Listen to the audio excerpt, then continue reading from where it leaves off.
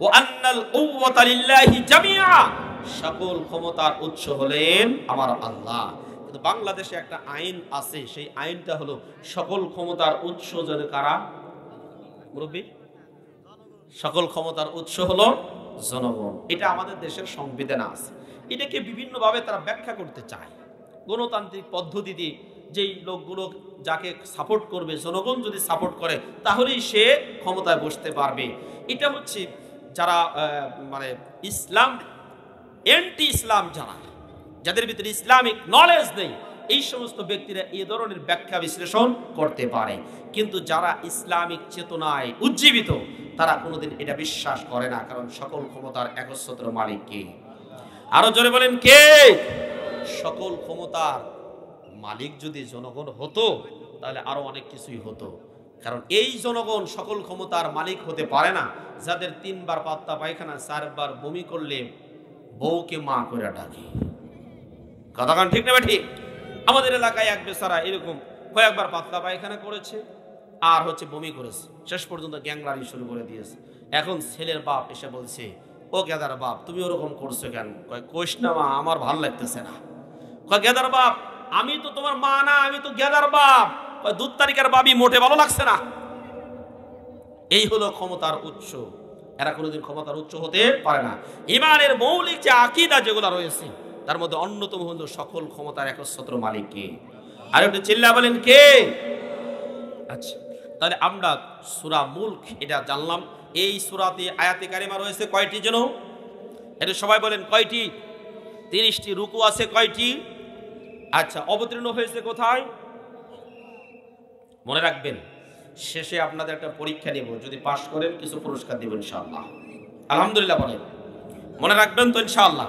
এটা একটা ক্লাস, এই ক্লাসে আমরা যারা আসছি এখান থেকে কিছু মেসেজ দিয়ে যাব।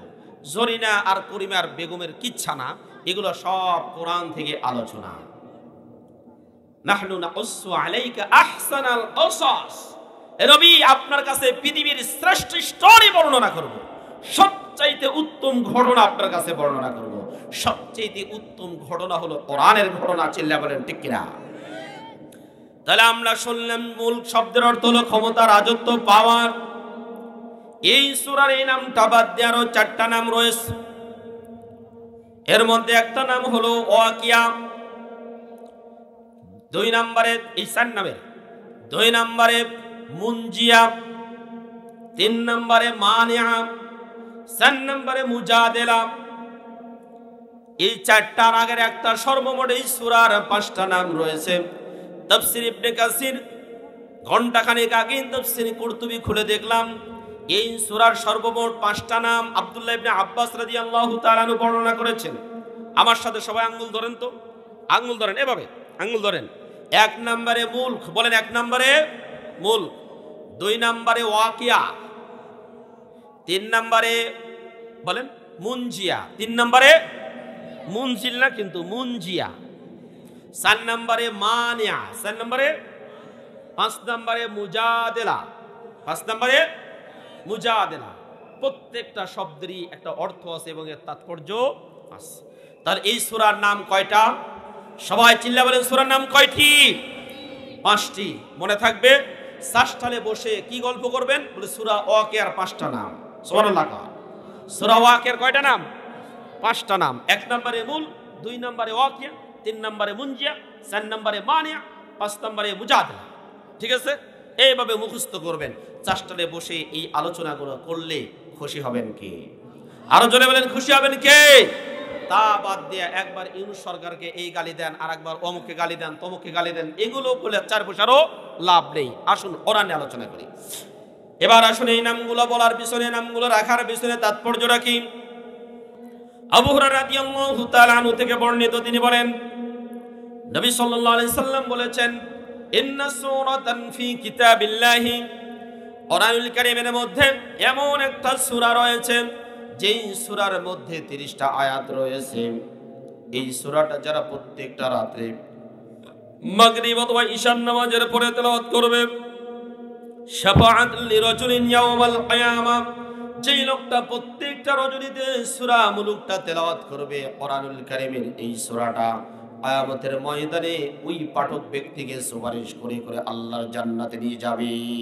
সুবহানাল্লাহ। বাংলার এই জমিনে নয়, সারা পৃথিবীর একজন প্রথিতযশা আলেম দ্বীন, যাকে কোরআনের বুলবুলি, কোরআনের পাখি বলা হয়, যিনি সারাটা পৃথিবীতে কোরআনের আলো দিয়ে মানুষকে অন্ধকারের পথ থেকে আলোর পথের দিকে নিয়ে গিয়েছেন, যার কোরআনের কথা শুনে পথভোলা মানুষগুলো পথের দিশা পেয়েছেন।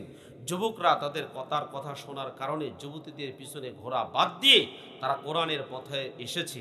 যেই যুবকগুলো প্যান্টের পায়জামারা টাকনুর নিচে না পড়ে টাকনুর উপরে পড়েছেন, যেই যুবকগুলো বিশ্ববিদ্যালয়ে পড়ার পরেও তাহাজ্জুদের নামাজে দাঁড়িয়ে কান্নাকাটি করে জান্নাতের আশায় জাহান্নামের ভয়ে কান্নাকাটি করেছে, এই যুবকগুলো যেই আলেমে দ্বীনের কথা শুনে তাদের জীবনটাকে পরিবর্তন করেছে, সবাই চিৎকার করে বলুন ওই আলেমে দ্বীনের নাম কি? সবাই জানে না ভালো মতো। ওই আলেমে দ্বীনের নাম একসাথে বলুন তো কি? আল্লামা দেলোয়ার হোসেন সাঈদী। এই কথা বলতে ভয় আছে? আরো জোরে বলেন, ভয় আছে? যদি ভয় না থেকে থাকে, এই আলেমে দ্বীন তিনি সুদীর্ঘ প্রায় 53টি বছর পর্যন্ত কোরআনের কথা শুনিয়ে মানুষকে মুগ্ধ করেছেন। ওনার জনপ্রিয়তা এ পরিমাণ ছিল, আপনারা আশ্চর্য হয়ে যাবেন। বাংলাদেশের একজন প্রধানমন্ত্রী আসলে সব জায়গাতে তাদের প্রটোকল দিয়ে, নির্দেশনা দিয়ে, ভাতা দিয়ে, টাকা দিয়ে, হাতে পায়ে ধরে লোক নিয়ে গেলে যখনই টাকা পায় সমাবেশের জায়গায় না গিয়ে ফেরত বাড়ি ফিরে যায়। আছে না নাই? যারা আছে না নাই? কিন্তু এই জায়গাতে যদি মুফতি আমির হামজা অথবা মিজানুর রহমান আজহারি আসে, ওনাদেরকে কি ভাড়া দেওয়া লাগে? জোরে বলেন, ভাড়া দেওয়া লাগে না, বরং নিজের পকেটের টাকা খরচ করে সকালবেলা এসে সামনে বসে থাকে। দুপুরবেলা খাওয়ার কথা মনে নাই, ইস্তেঞ্জা এসেছে তাও সেফে সেফে ধোয়া বসে থাকে, হুজুরকে সামনে থেকে আলোচনা শুনবো। কথা কারণ ঠিক কিনা? অথচ এই প্রধানমন্ত্রী অন্যান্য নেতা যারা আছে তাদের আলোচনা শোনানোর জন্য বা সমাবেশে লোক নিয়ে আসার জন্য প্রত্যেককে কামলার সমপরিমাণ দাম দিয়ে নিয়ে আসলেও মাঝখান থেকে টাকা যেই মুহূর্তে পায় অমনি আর এক রাস্তা দিয়ে ভেঙে যায়। কথাক্ষণ ঠিক না? ঠিক। যার প্রমাণ আপনারা দেখেছেন, সরোয়ার্দী উদ্যানে জোর করে একটা সমাবেশ করেছিল। আপনাদের ভিডিও রেকর্ড যাদের কাছে আছে তারা ভালো মতো বোঝেন। জোর করে ভিতরে ঢুকানোর পরেও অল টপকায়া বাহিরে চলে আসছে। শেষ পর্যন্ত পুলিশ দিয়ে পিটায়া ভিতরে ঢুকাইছে। কথাক্ষণ ঠিক না? ঠিক। আর আলেমে দ্বীনরা আসলে তাদেরকে ঢুকতে নিষেধ করা হলেও অল টপকায়া, এমনকি গাছের উপর দিয়ে, এমনকি ছাদের উপর দিয়ে লাফ দিয়ে মঞ্চে যাওয়ার জন্য, মাহফিলে যাওয়ার জন্য তারা ইচ্ছা পোষণ করে। সম্মানিত উপস্থিতি, যে আলেমে দ্বীনের কথা শোনার জন্য মানুষ এত পাগল পারা ছিল, যার জনপ্রিয়তা আকাশচুম্বী, প্রধানমন্ত্রীর চাইতে যার জনপ্রিয়তা বেশি ছিলেন, এই আলেমে দ্বীনের জনপ্রিয়তা এবং মঞ্চ থেকে যখন তিনি সিংহের গর্জন দিতেন, সেই সিংহের গর্জন শুনে ইহুদিদের কলিজায় কাঁপুনি ধরত। বিশেষ করে আমাদের পার্শ্ববর্তী একটা রাষ্ট্র ভারত নামক যে জালিম রাষ্ট্র, বাংলাদেশের সবচাইতে বড় শত্রু, এই শত্রু নামক রাষ্ট্রের কলিজায় কাঁপুনি ধরার কারণে এদেরকে খুশি করতে গিয়ে আলেমে দ্বীনকে নামে বেনামে মামলা দিয়ে 13টি বছর পর্যন্ত জেলখানায় আবদ্ধ রেখে তাও তাদের হাউস মেটে নাই। শেষ পর্যন্ত চিকিৎসার নামে তাকে হত্যা করা হয়েছে। কথা বলেন ঠিক না? ঠিক। আমার প্রিয় ভাইয়েরা, কাকুরিয়া, পুঠিয়া এই এলাকার মানুষদের কাছে আমি দ্ব্যর্থহীন কণ্ঠে কথা বলতে চাই, যারা আলেমে দ্বীন কোরআনের বুলবুলি আল্লামা দেলোয়ার হোসেন সাঈদীকে চিকিৎসার নামে হত্যা করেছে, এই জমিনে তাদের বিচার শুরু হয়েছে। আগামী দিনে তাদেরকে আরো কঠিন বিচারের সম্মুখীন হতে হবে। কথা বলেন ঠিক কিনা? সম্মানিত ভাইরা আমার, কিছু কিছু লোক ছিল যারা অহংকার করে গর্জন দিয়ে টকশো মাতিয়ে তুলত। আমি হলাম একমাত্র সেই ব্যক্তি যে দেলোয়ার হোসেন সাঈদীকে ফাঁসির রায় দিয়েছে। আপনারা টকশো যারা শুনেছেন, দেখেছেন, তারা এই লোকটাকে চেনেন। নাম জানি কি তার? সবাই বলেন তো, নাম কি? কালামানিক্কা। বাংলাদেশের প্রধান বিচারপতি ছিল। তাদের 3 জনের প্যানেল ছিল। 3 জনে 2 রকমের রায় দিয়েছে। 2 জন দিয়েছে তাকে বেকসুর খালাস, আর একজন তাকে সবকিছু প্রমাণ করে তাকে ফাঁসির অর্ডার দিয়েছে। শেষ পর্যন্ত আল্লামা দেলোয়ার হোসেন সাঈদীকে আমৃত্যু কারাদণ্ড দেওয়া হয়েছিল। এই কালামানিক্কা টকশোতে যাওয়ার পরে দীপ্তিকা নামক একজন মেয়ে আছে, দেখেছেন তো? এই মেয়ের সাথে যখন টকশো করতেছিল, রাগান্বিত হয়ে তাকে বলেছিল রাজাকার। এবং আন্দোলন যখন তুঙ্গে গিয়েছিল সেই সময় বলেছিল যারা আন্দোলন করছে তারা সবাই রাজাকার। আমার প্রিয় ভাইয়েরা, আপনাদের কাছে এখানে আমি প্রশ্ন করতে চাই, যারা মাহফিলে এখানে শুনতে এসেছেন, আপনারা কম বেশি 4 তারিখ 3 তারিখে মাঠে ময়দানে রাস্তাঘাটে মিছিল করেছেন কিনা? যারা বলেন করছেন কিনা? না করলে বলেন না, করছেন কিনা? যদি করে থাকেন আপনাকে আমি প্রশ্ন করব, আপনি কি রাজাকারের বাচ্চা? যারা বলেন রাজাকারের বাচ্চা। তাহলে ও বলেছিল যারা আন্দোলন করছে এরা হলো রাজাকারের বাচ্চা। যারা মিথ্যা কথা বলে এরা হলো মিথ্যুক। এই প্রধান বিচারপতি এইরকম রাজাকারের বাচ্চা বলে শেষ পর্যন্ত মাফ চেয়েছিল। আলেমে দ্বীনকে কষ্ট দেওয়ার কারণে বাংলাদেশ যখন স্বাধীন হয়ে গেল, তখন এই দেশে অপকর্মের যত গুনাহ আছে, এই গুনার ভয়ে, এই জুলুমের ভয়ের কারণে সে সিলেটের কানাই ঘাট দিয়ে পালিয়ে দাদাদের দেশে যাওয়ার চেষ্টা করেছিল। সাথে ছিল 75 লক্ষ টাকা, আর ছিল মোবাইল, ঘড়ি, দামি দামি শার্ট পাট ইত্যাদি ছিল। একজনের সাথে চুক্তি করেছে মাত্র 15 লক্ষ টাকা দেয়া বর্ডার পার করে দিবি। বেচারা আল্লাহর নাম কয়, বিসমিল্লাহ কয়, 15 লক্ষ টাকাও নিয়েছে, মোবাইলও নিয়েছে, ভালো কাপড় চোপড়ও নিয়েছে। বাকি আরও যে টাকা ছিল সবগুলো নিয়ে বেচারাকে এতিমের মতো এই দেশে কলার পাতার উপরে শুয়ে দিয়েছে। আমার প্রিয় ভাইয়েরা, ভালো মতো খেয়াল করেন, এই কালা মানিক্যাকে শেষ পর্যন্ত বর্ডার গার্ড, কোস্ট গার্ড যারা আছে তারা গিয়ে দেখে শুয়ে আছে, বলতেছে ভাই এখানে শুয়ে রাখেন। কয় ভাই আমি ভারতে পার হতে লাগছিলাম কিন্তু পার হতে দেয় নাই। নাম কি তোর? বলে কালা মানিক্যা। ভালো নাম বল কি?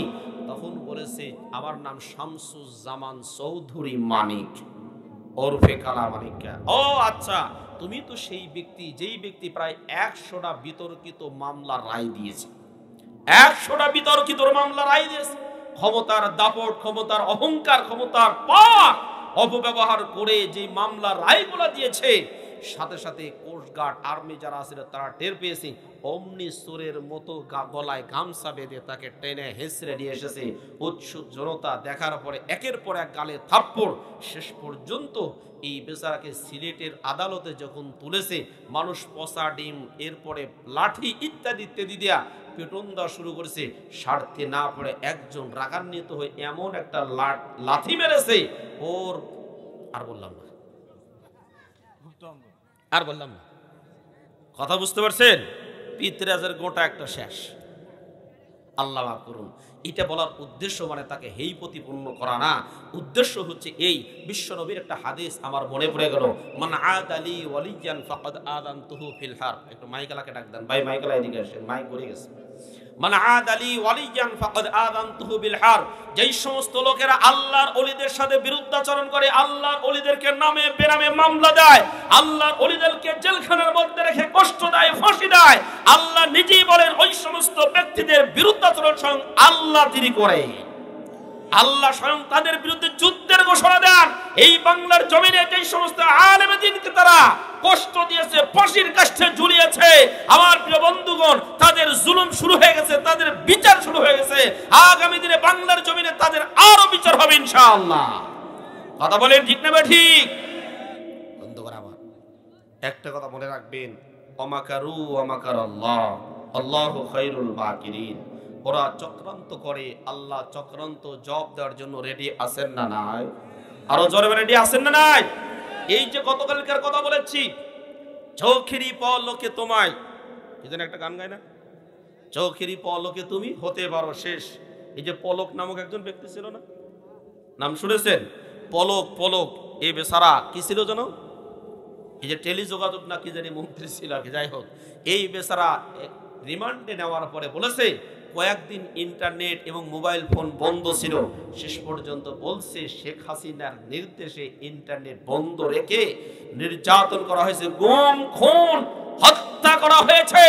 আমরা এই কথা বলতে চাই, বাংলার এই জমিনে 2000 ছাত্রের রক্তের উপর দিয়ে যারা ক্ষমতায় থাকতে চেয়েছিল, আল্লাহ রাব্বুল আলামিন তাদেরকে এমন ভাবে শাস্তি দিয়েছেন, বাংলার জমিন থেকে পিছনে রাস্তা দিয়ে পলাইতে বাধ্য হয়েছে। আরো চিল্লায় বলেন ঠিক কিনা?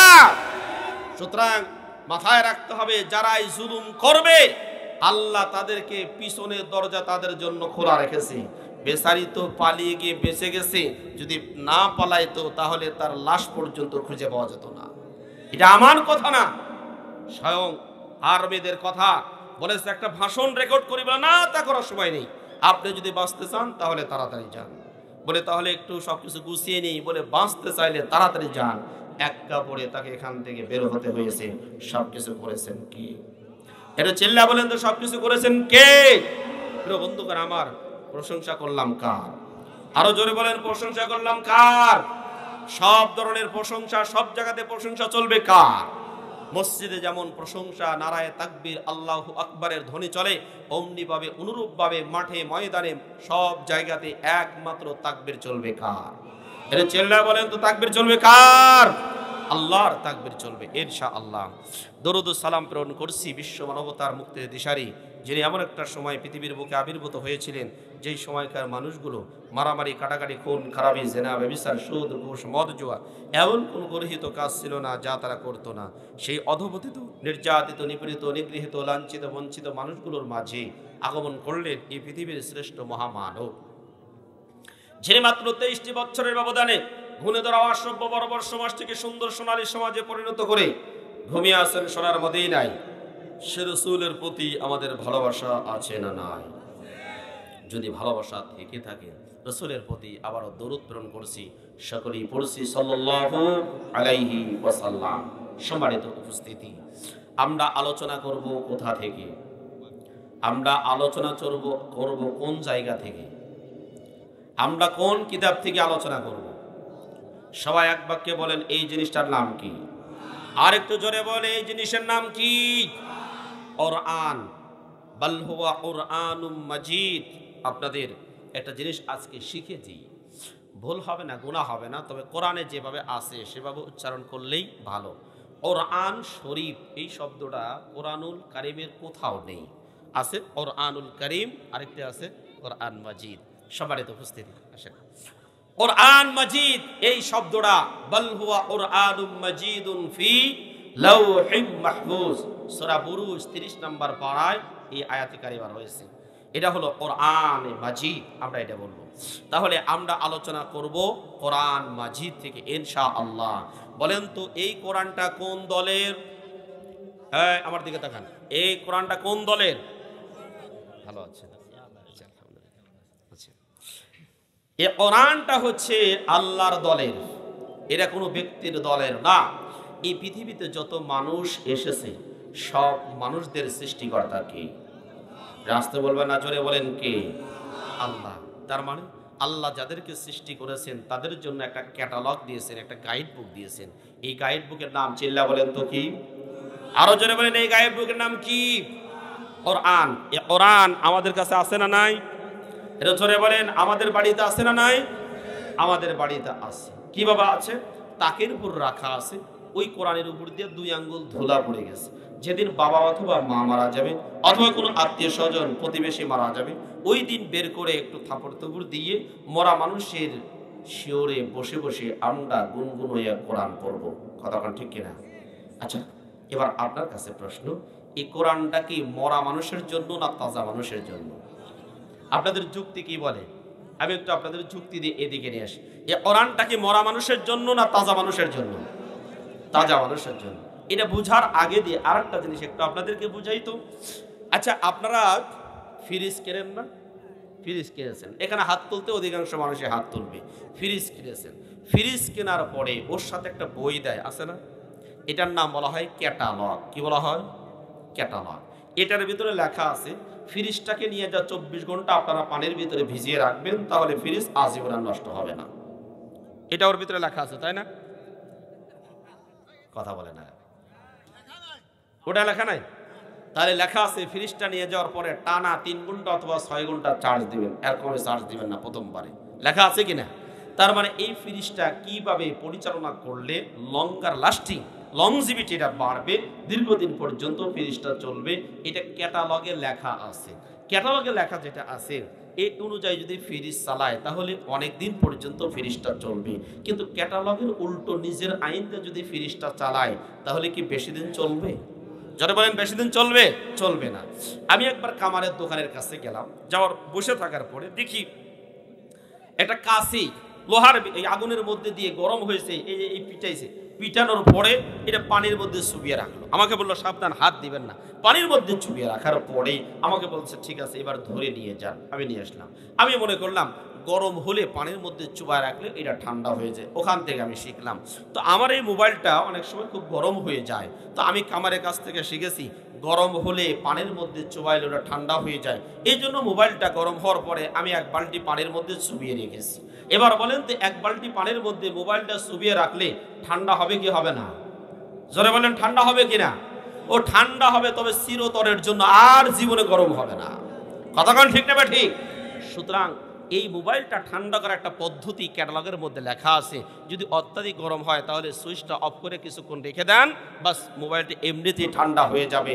এটা লেখা আছে ক্যাটালগে, কিন্তু আমি যে পানির মধ্যে চুবিয়ে রেখেছি এটা ক্যাটালগে লেখা নাই, এটা আমার নিজস্ব বানানো আইন।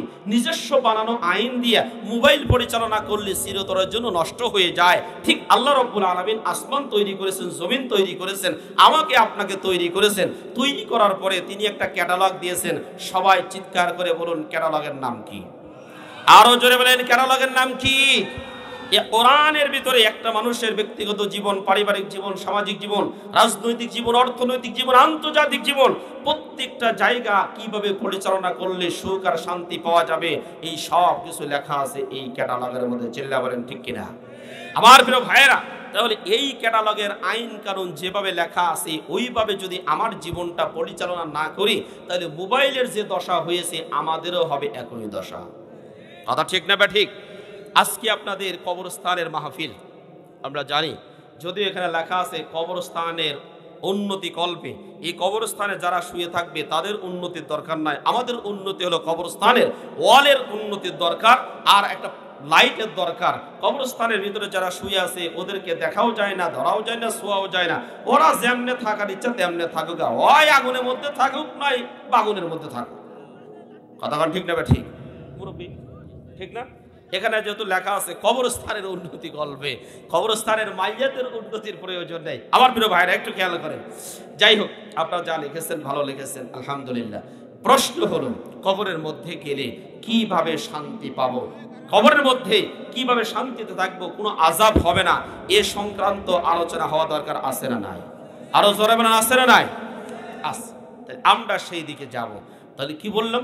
এই ক্যাটালগের মধ্যে লেখা আছে আমার জীবনটা কোন পথে পরিচালনা করলে সুখময় জিন্দেগি হবে, মারা যাওয়ার পরে কোনো ধরনের টেনশন থাকবে না, কোনো ধরনের চিন্তা থাকবে না, যেটা কোরআন আমাদেরকে জানাইয়া দিয়েছেন ১৫০০ বছর পূর্বে।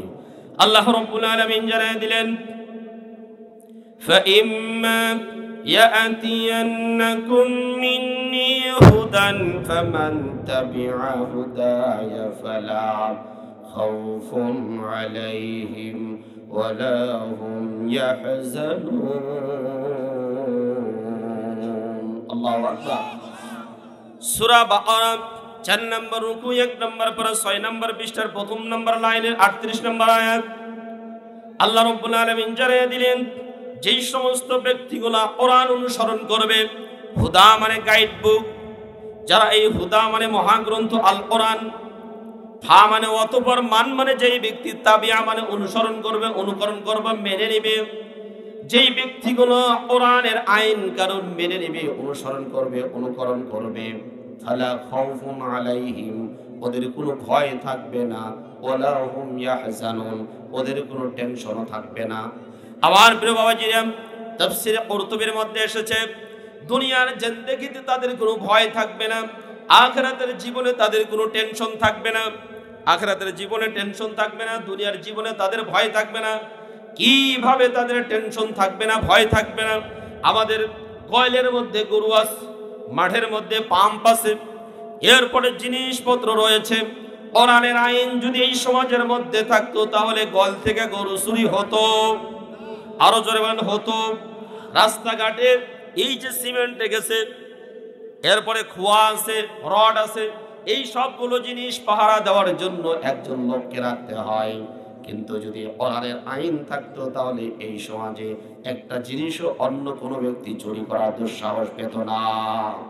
আল্লাহ কোরআনুল কারীমে তাই জারিকু ওয়াস-সারিকাতু ফাকতাউ আইদিয়াহুমা জাযাআম বিমা কাসাবা নাকালাম মিনাল্লাহ আল্লাহু আজিজুল হাকীম।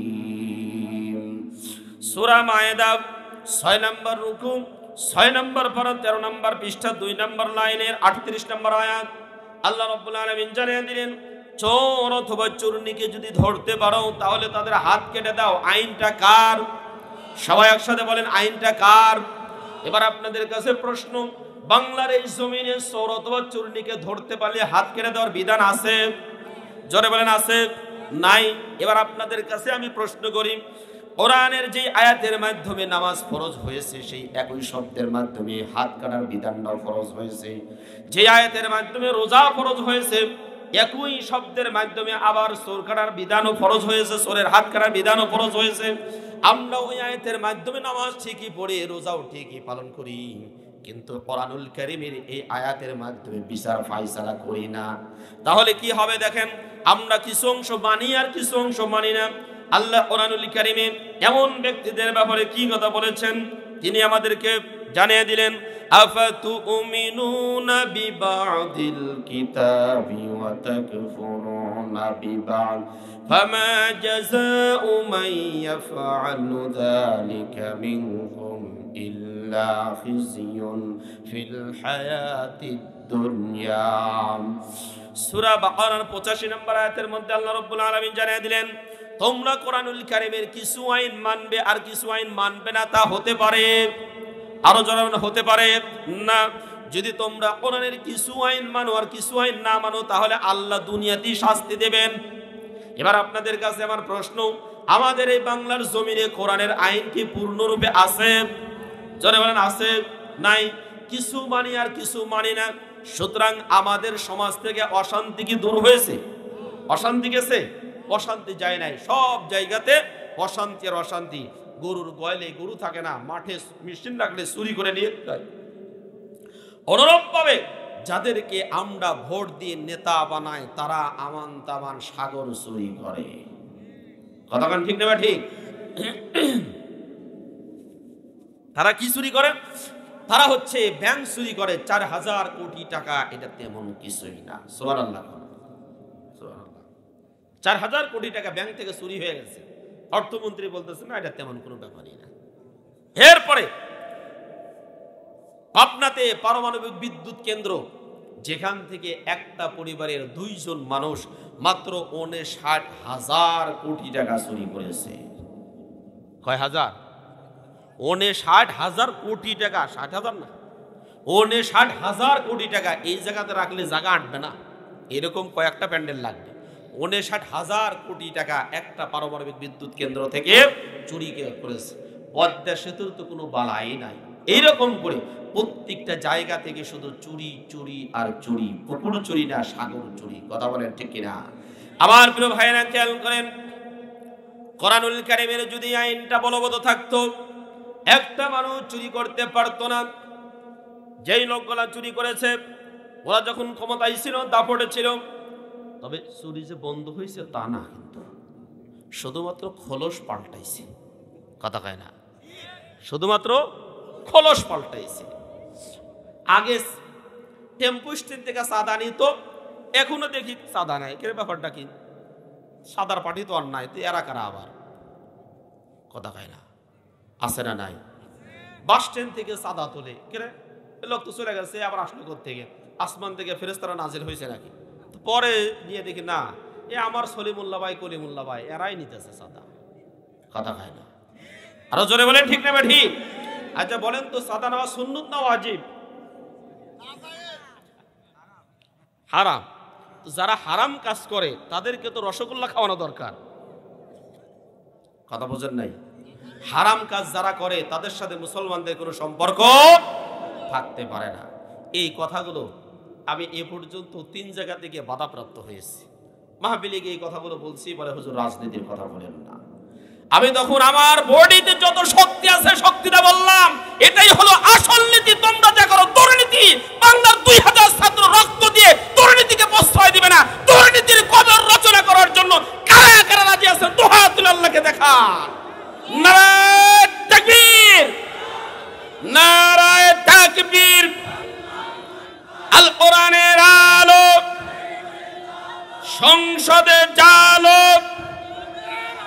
আল হাদিসের আলো, কোরআন হাদিস যেখানে,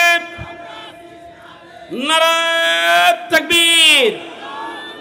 আমার প্রিয় ভাইরা, 2000 ছাত্র রক্ত দিয়েছে। আমাদের গবেষণা অনুযায়ী এ পর্যন্ত প্রায় 35,000 উপরে ছাত্র তারা হাসপাতালের বেডে ছিল, আক্রান্ত হয়েছে। সুতরাং তারা জীবন দিয়েছে দুর্নীতিযুক্ত একটা রাষ্ট্র গঠন করার জন্য না, বরং দুর্নীতিমুক্ত একটা রাষ্ট্র গঠন করার জন্য। দুর্নীতি করে কবরে গেলে, মানুষের হক নষ্ট করে যদি কেউ কবরে যায়, ও সূরা ফাতিহা কেন, সূরা মুলুক কেন, সূরা ইয়াসিন কেন, গোটা কোরআন যদি বেজেও খাওয়ানো যায়, 13 পয়সারও, আরো জোরে বলেন, 13 পয়সারও লাভ হবে না। তাহলে দুর্নীতি করা যাবে না, অন্যায়ভাবে কোনো সম্পদ উপার্জন করা যাবে, ইনসাফপূর্ণভাবে সম্পদ উপার্জন করতে হবে। হে মানুষ, কিসে তোমাকে দুর্নীতি করতে এত উদ্বুদ্ধ করলো? ইয়া আইয়ুহাল ইনসান মা গররাকা বিরাব্বিকাল কারীম। হে মানুষ, কোন জিনিস তোমাকে তোমার প্রভুর ব্যাপারে এরকম তোমাকে গররাকা বিভ্রান্ত করে ফেললো? ইয়া আইয়ুহাল ইনসান মা গররাকা বিরাব্বিকাল কারীম আল্লাযী খলাকাকা ফাসাওয়াকা ফাআদালাক। যিনি আমাকে আপনাকে সুঠাম দেহের অধিকারী করলেন, এত সুন্দর দুটা চক্ষু দিলেন, যে দুটা চক্ষু পৃথিবীর সবচেয়ে দামি যে ক্যামেরা আছে, সবচেয়ে উন্নত মানের 2 লক্ষ ক্যামেরা লেন্স একত্রিত করলে এই দুইটা চক্ষুর সমান হবে না। আমাকে আপনাকে আল্লাহ এত সুন্দর ব্রেন দিলেন, পৃথিবীর সবচেয়ে সুপারসনিক কম্পিউটারের যে ব্রেন, এইরকম মানে 25,000 কম্পিউটার একত্রিত করলে যেই পরিমাণ মেমোরি হয়, আল্লাহ প্রত্যেকটা মানুষের মাথার ভিতরে তার চাইতে বেশি মেমোরি দিয়েছেন। সুবহানাল্লাহ। 2টা কিডনি দিয়েছেন, প্রত্যেকটা দিন আমার আপনার বডির ভিতরে রক্তগুলো ডায়ালিসিস করে করে সংশোধন করে সারা বডিতে তিনি পৌঁছে দিচ্ছেন। আমি আপনি অক্সিজেন গ্রহণ করছি, ফুসফুসটা আমার আপনার অক্সিজেনটা পরিশোধন করছে। এই সব কিছুর জন্য আল্লাহকে 1 টাকা পর্যন্ত দিইনি। কথাটা ঠিক না ঠিক? সুতরাং হে মানুষ, কিসে তোমাকে প্রতারিত করলো? কিসে তোমাকে ধোঁকা দিল? কেন তোমার এত দরকার? বাড়ি, গাড়ি, নারী কেন এত দরকার? তুমি আমি মারা যাওয়ার পরে এগুলার একটাও কিছু যাবে না, সব রেখে চলে যেতে হবে কবরে। কবর কোন সাইডে জানো? এই পিছনে, এখানে এসে থাকতে হবে। রাতের অন্ধকার, আপন জন এখানে আসবে না। যতই আদরের সন্তান হোক, এই আদরের সন্তানগুলো রাত্রেবেলায় কি এখানে রাত্রি যাপন করবে? আমার আপনার সাথে থাকবে? প্রাণের স্ত্রী বলবে না রাত্রেবেলায় মারা গেছে, তাড়াতাড়ি সরাও। এর কাছে থাকলে হঠাৎ করে কখন বাড়ি না জানি আবার কি ফুসফাস করে ওঠে। প্রাণের স্ত্রী যে আপনাকে সারা একটি রাত্রি ঘুমায়নি, সে প্রাণের স্ত্রীও আমাকে আপনাকে আপন করে নিবে না। হে মানুষ, তোমাকে কিসে প্রতারিত করলো? কিসে তোমাকে ধোঁকা দিল? তুমি যে 7 জন মানুষের জন্য এত মাথার গাম পায়ে ফেলে অর্থ সম্পদ উপার্জন করছো, হালালকে হালাল বলছো না, হারামকে হারাম বলছো না, অন্যায়ভাবে সব গ্রাস করছো, অথচ এই লোকগুলো কিয়ামতের ময়দানে একটি বারের জন্য তোমার পক্ষে দাঁড়াবে না, বরং তোমার বিপক্ষে দাঁড়াবে। 6-7 জন মানুষের একজনও তোমার পক্ষে দাঁড়াবে না। একটা সব নিতে গেলে এই লোকগুলা সব দিতে যাবে না। ইয়াউমা ইয়াফিরুল মারউ মিন আখি, সেদিন মানুষ তার ভাইয়ের থেকে দৌড়িয়ে চলে যাবে, ভীত বিহ্বল হয়ে ফিরে যাবে, ভেগে যাবে। ওয়া উম্মিহি ওয়া আবি, মা তার সন্তানের থেকে ভেগে যাবে, সন্তানের পরিচয় দিবে না। বাবা তার সন্তানের পরিচয় দিবে না, স্বামী তার স্ত্রীর পরিচয় দিবে না, স্ত্রী তার স্বামীর পরিচয় দিবে না। এইরকম করে মানুষ মারা যাওয়ার পরে মিরাস যারা পায়, এরকম 7 জন ব্যক্তি, তারা কেউ কারো আপন হবে না, সব পর হয়ে যাবে। আমার প্রিয় ভাইয়েরা, আপনাদেরকে অনুরোধ করছি, আমার কথায় আপনারা অবশ্যই রাগ করবেন না ইনশাআল্লাহ, কারণ আমি যে কথাগুলো বলছি আপনার কল্যাণের জন্য বলছি। মারা যাওয়ার পরে ওই কবরে কোনো নেতাও যাবে না। কথা বলেন ঠিক কিনা? এই কবরে শুধুমাত্র যাবে আমার আপনার আমল। আমি আপনাকে যেটা বলতে চেয়েছিলাম, যে কথা বলতে বলতে এত দূর পর্যন্ত আসলাম, আপনাদের মনে থাকার কথা প্রিয় বন্ধুগণ আমার। সুতরাং এ কোরআন কোনো দলের না। কথা ঠিক না ঠিক? এ কোরআন কাদের? সব আল্লাহর। এই কোরআনের পক্ষে আমাদের থাকা দরকার আছে না নাই? আরো জলে বলেন, থাকা দরকার আছে না নাই? আমি আমার আলোচনা শুরু করব, তার আগে আপনাদেরকে আরেকটি প্রশ্ন করব। আপনাদের এই এলাকায় একজন মানুষ যখন মারা যায়, মানুষ মারা যাওয়ার পরে কবরের মধ্যে রেখে এই মাথার কাপড়টা খুলে দিয়ে বুকের উপর হাত রেখে কি যেন বলে, একটু বলেন তো? কি যেন একটা দোয়া পড়ে না?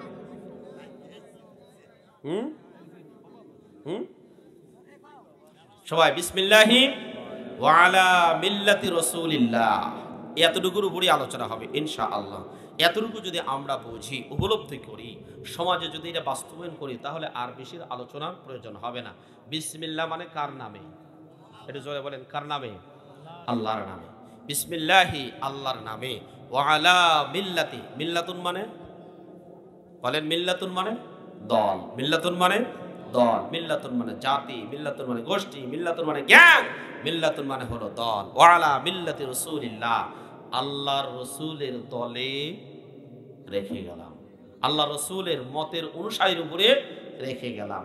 তাহলে আল্লাহ রাসূলের দলে আপনি রেখে যাবেন। দুনিয়াতে যদি আল্লাহ রাসূলের দল বাদ দিয়ে অন্য কারো দল করেন, কবরের মধ্যে আপনি যখন আল্লাহ রাসূলের দলে রাখবেন, সেই সময় কি আল্লাহ রাসূল আসলে তাকে আপন দলে নেবে? আপনাদের যুক্তি কি বলে? সারাদিন ভরা আপনারা মিছিল করলেন জামাতের, এখন জামাতের মিছিল করলেন, সন্ধ্যাবেলায় বিএনপির অফিসে গিয়ে বললেন, ভাই এক কাপ চা দাও, গলা বসে গেছে মিছিল করতে করতে। এই কথা বলার পরে ওরা তো 3 কাপ চা একসাথে দেবে। আপনাদের যুক্তিতে কি বলে? 1 কাপও দেবে না, বরং একটা লাঠি দিবে। শয়তান, মিছিল করে শেষ অমুক দলে, আর এখানে এসে চাষ, তোর সাথে আমাদের কোনো সম্পর্ক নেই। তাহলে এই কমন সেন্স, এটা বোঝার জন্য এমএ পাস করার দরকার নাই, বুখারী, মুসলিম, আবু দাউদ, তিরমিজি কিচ্ছু পড়ার দরকার নাই। আমার আপনার যে কমন সেন্স আছে, আকল আছে, আল্লাহ জ্ঞান দিয়েছে, এই জ্ঞান দিয়েই আমরা বুঝতে পারবো। একটু খেয়াল করেন তো, খুব ভালো মতো খেয়াল করেন। তাহলে এই দুনিয়ার বুকে আমি গুণগান গাইলাম একজনের, কবরের এই দুনিয়াতেই আর একজনের পার্টি থেকে একটা চা চাইলে সেই বেচারা চা যদি না দিয়ে থাকে, সারাটা জীবন ভরা আল্লাহ রসুলের দলের বিপরীত দলে আমি স্লোগান দিলাম, কবরের মধ্যে যায় যখনই বলবো আল্লাহ রসুলের দলে আমি ভর্তি হলাম, আল্লাহ রসুল কি তাকে নেবে? জোরে বলেন, নেবে? তাহলে এখান থেকে আমাদের শিক্ষা গ্রহণ করতে হবে, আল্লাহ রসুলের দলে কবরের মধ্যে থাকতে হলে দুনিয়াতেও রসুলের দল করতে হবে। কথাক্ষণ ঠিক না? ঠিক। আল্লাহ রসুলের দল আছে না নাই? জোরে বলেন, আছে না নাই? কোরআনুল কারীম আমার এই ক্ষুদ্র জ্ঞান দিয়ে যতটুকু রিসার্চ করেছি, কোরআনকে জিজ্ঞাসা করার পরে আমি 2টো দলের সন্ধান পেয়েছি। কোরআন আমাদেরকে 2টো দলের সন্ধান দিয়েছে, একটা হচ্ছে শয়তানের দল, আরেকটি হলো আল্লাহর দল। তাহলে দল মোট কয়টা? আর একটু জোরে বলেন, দল মোট কয়টা? একটা হলো শয়তানের দল, আরেকটি হচ্ছে আল্লাহর দল। আল্লাহ রাব্বুল আলামিন বলেন, ইস্তাহওয়াযা আলাইহিমুশ শাইতানু ফাআনসাহুম যিকরাল্লাহ উলাইকা হিজবুশ শাইতান আলা ইন্না হিজবাশ শাইতানি হুমুল খাসিরুন। সূরা মুজাদালা 3 নম্বর 28 নম্বর পারা 3 নম্বর পৃষ্ঠার 12 নম্বর লাইনে 19 নম্বর আয়াত।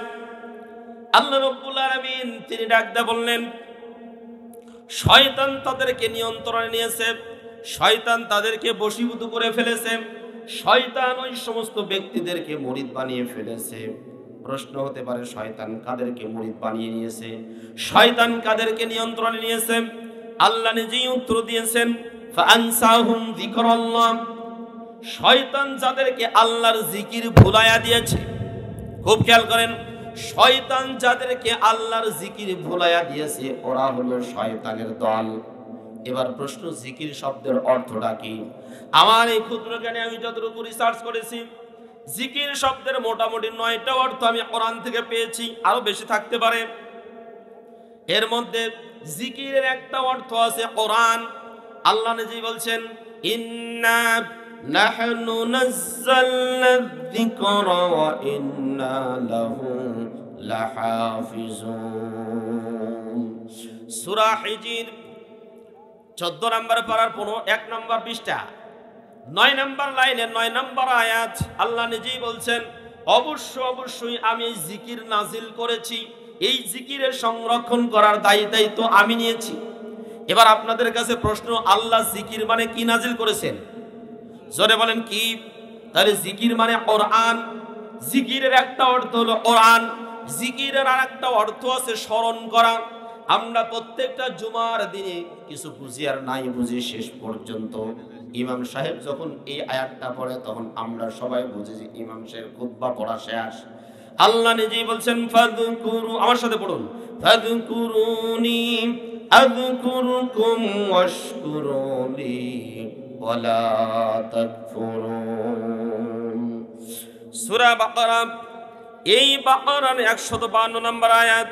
আল্লাহ রাব্বুল আলামিন এখানে ডাকতে বললেন, আমি যদি তোমরা আমাকে স্মরণ করো তাহলে আমিও তোমাদেরকে স্মরণ করব। ফাযকুরুনি আযকুরুকুম, যদি তোমরা আমাকে স্মরণ করো তাহলে আমিও তোমাদেরকে স্মরণ করব। আমার প্রিয় ভাইয়েরা, এখানে জিকিরের অর্থ হলো স্মরণ করা। 2-3 নম্বরে জিকিরের একটা অর্থ আল্লাহ নিজেই বলছেন, ওয়ামান আ'রাদা আন যিকরি ফাইন্না লাহু মাঈশাতান দানকা ওয়া নাহশুরুহু ইয়াওমাল কিয়ামাতি আমা। সূরা তাহা 7 নম্বর রুকু, 16 নম্বর পারা, 19 নম্বর পৃষ্ঠার 12 নম্বর লাইনের 124 নম্বর আয়াত। আল্লাহ রাব্বুল আলামিন নিজেই বলছেন, যেই সমস্ত ব্যক্তিগুলো আমার জিকির থেকে মুখ ফিরিয়ে নিবে, আমার জিকিরের অনুসরণ করবে না, ওই সমস্ত ব্যক্তিগুলো যতই উন্নতি সাধন করুক না কেন, তাদের জীবনটা অত্যন্ত কঠিন জীবন, কষ্টপূর্ণ জীবন। প্রিয় বাবাজিরা, এই জায়গাতে জিকির শব্দের অর্থ হলো আইন, আল্লাহর আইন, আল্লাহর নিয়ম কানুন। যেই সমস্ত ব্যক্তিগুলো আল্লাহর আইন মানবে না, তাদের জীবনে কোনো ধরনের শান্তি আসতে পারে, আরো জোরে বলেন, শান্তি আসতে পারে? মোটেই শান্তি আসতে পারে না। এই জন্য আল্লাহ রাব্বুল আলামিন এখানে বললেন, যারা আমার জিকির থেকে মুখ ফিরিয়ে নেবে, তার মানে যারা আল্লাহর আইন মানবে না, ওই সমস্ত ব্যক্তিদের জীবনে কোনো শান্তি আসবে না। প্রিয় বন্ধুগণ, এবার আপনাদের কাছে প্রশ্ন, আমাদের এই সমাজে কি আল্লাহর আইন আছে? আরো জোরে বলেন, আল্লাহর আইন আছে? আল্লাহর আইন নাই। কিছুক্ষণ আগেই বলতেছিলাম যে আয়াতের মাধ্যমে নামাজ ফরজ হয়েছে, রোজা ফরজ হয়েছে। একই আয়াতের মাধ্যমে চোরের হাত কাটার বিধান ফরজ হয়েছে। আমরা নামাজ পড়ি, রোজাও করি, কিন্তু চোরের হাত কাটার আইনটা মানি না। 2 নম্বরের একটা আইন, কোরআনের একই আয়াতের মাধ্যমে নামাজ ফরজ হয়েছে, রোজাও ফরজ হয়েছে, কিন্তু জেনাকারী পুরুষ অথবা মহিলা যদি অবিবাহিত হয়ে থাকে তাহলে তাদেরকে 100টা বেত্রাঘাত করতে হবে। সূরা নূরের 2 নম্বর আয়াত, 18 নম্বর পারা 9 নম্বর পৃষ্ঠায় রয়েছে। এই জায়গাতে অবিবাহিত যুবক অথবা যুবতী যদি জেনা করে থাকে তাহলে তাদের শাস্তি কেমন হবে আল্লাহ এখানে বলে দিয়েছেন। আমাদের সমাজে জেনার প্রকোপ এটা কম না বেশি? এটা জোরে বলেন, কম না বেশি? জেনার প্রকোপ মারাত্মক। এত জেনার প্রকোপ থাকার পরেও জেনাকে আমরা লাগাম করে ধরতে পারছি না, কারণ কোরআনের আইন দ্বারা বিচার নেই। কোরআনের আইন দ্বারা যদি বিচার থাকতো, একটা বিচার প্রকাশ্য ময়দানে করে ইলেকট্রনিক্স প্রিন্টস মিডিয়ার মাধ্যমে সারা পৃথিবীতে যদি ছড়িয়ে দেওয়া যেত, তাহলে সব জায়গাতে দেখতেন এটা ছড়িয়ে পড়ার পরে কেউ আর অন্য কোনো নারীর দিকে চোখ রাঙিয়ে কথা বলার মতো সাহস পেত না। কথা বলে ঠিক নেবে ঠিক? এটা বন্ধ করা আমার। এই জন্য কোরআনের আইন, 1 নম্বরে কোরআনের আইন যদি মানে, খবরের মধ্যে যে প্রশ্নগুলো হবে সেই প্রশ্নের জবাব আমাদের জন্য দেওয়া একেবারেই সহজ হয়ে যাবে। প্রিয় বাবাজিরা, আসুন আমরা যেই সূরাটা তেলাওয়াত করেছিলাম সেখান থেকে আসি। আমাদের দিকে এদিকে খেয়াল করেন। আমি আপনাদের সামনে কোরআনুল কারীমের অতীব গুরুত্বপূর্ণ সূরা, অত্যন্ত তাৎপর্যমণ্ডিত সূরা, যেই সূরা যদি উপলব্ধি করতে পারি, বুঝতে পারি, আমল করতে পারি, তাহলে কবরের আযাব আল্লাহ মাফ করে দিবেন। সুবহানাল্লাহ বলেন। খুব ভালো মতো খেয়াল করেন। সূরাটির নাম সূরাতুল মুলক। এক কথায় মুলক। সূরাটির নাম কি? সবাই এক বাক্যে বলেন তো, সূরাটির নাম কি? মুলক। মুলক শব্দের অর্থ রাজত্ব, ক্ষমতা, বাদশাহী। রাজত্ব, ক্ষমতা, বাদশাহী। আমরা আসতেছি। এই সূরাতে আয়াতে কারিমা রয়েছে 30টি, রুকু আছে 2টি। সূরাটি অবতীর্ণ হয়েছে মক্কায়। 30 আয়াত বিশিষ্ট, 2 রুকু সম্বলিত মক্কায় অবতীর্ণ হওয়া সূরাটির নাম, সবাই একসাথে বলেন তো সূরাটির নাম কি? সবাই একসাথে বলেন, সূরাটির নাম কি? মুলক। মুলক শব্দের অর্থ কি? রাজত্ব, ক্ষমতা, বাদশাহী। রাজত্ব, ক্ষমতা আর হলো বাদশাহী।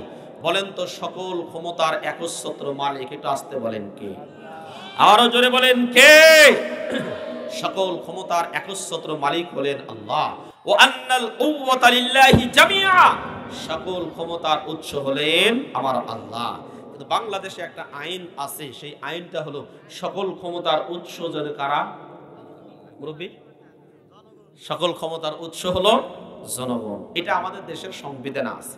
এটাকে বিভিন্নভাবে তারা ব্যাখ্যা করতে চায়। গণতান্ত্রিক পদ্ধতিতে যেই লোকগুলো যাকে সাপোর্ট করবে, জনগণ যদি সাপোর্ট করে তাহলেই সে ক্ষমতায় বসতে পারবে। এটা হচ্ছে যারা মানে ইসলাম এন্টি ইসলাম, যাদের ভিতরে ইসলামিক নলেজ নেই, এই সমস্ত ব্যক্তিরা এই ধরনের ব্যাখ্যা বিশ্লেষণ করতে পারে। কিন্তু যারা ইসলামিক চেতনায় উজ্জীবিত তারা কোনোদিন এটা বিশ্বাস করে না, কারণ সকল ক্ষমতার একচ্ছত্র মালিক কে?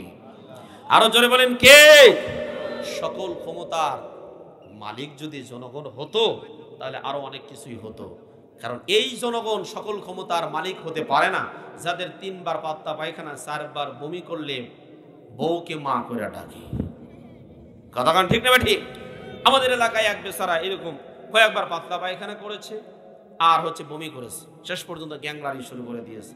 এখন ছেলের বাপ এসে বলছে, ও গেদার বাপ তুমি ওরকম করছো কেন? কয় কোষ না মা, আমার ভাল লাগতেছে না। কয় গেদার বাপ আমি তো তোমার মা না, আমি তো গেদার বাপ। কয় দুধ তারিকার বাবি, মোটে ভালো লাগছে না। এই হলো ক্ষমতার উৎস। এরা কোনোদিন ক্ষমতার উৎস হতে পারে না। ঈমানের মৌলিক যে আকীদা যেগুলো রয়েছে তার মধ্যে অন্যতম হলো সকল ক্ষমতার একচ্ছত্র মালিক কে? আর একটু চিল্লা বলেন কে?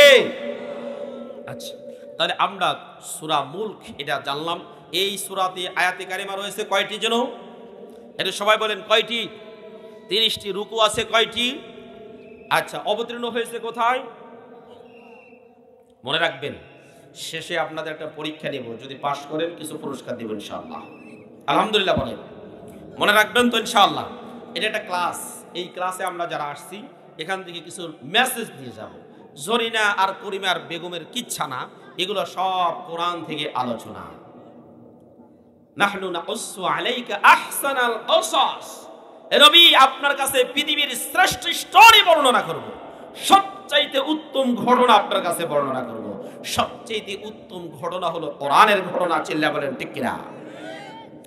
তাহলে আমরা শুনলাম মুলক শব্দের অর্থ হলো ক্ষমতা, রাজত্ব, পাওয়ার। এই সূরার এই নামটা বাদ দিয়ে আরো 4টা নাম রয়েছে।